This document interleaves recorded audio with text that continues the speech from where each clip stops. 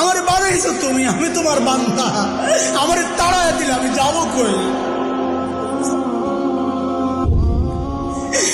কই যাবো? তুমি ছাড়া মাফ করবে কে বলো? কার কাছে যাওয়া ভিক্ষার হাত পাতবো বলো? কি দোয়া শিখাইয়া দিচ্ছেন নবী ভাই, কি দোয়া শিখাইয়া দিচ্ছেন। ওইভাবে মালিককে বলেন না একা একা,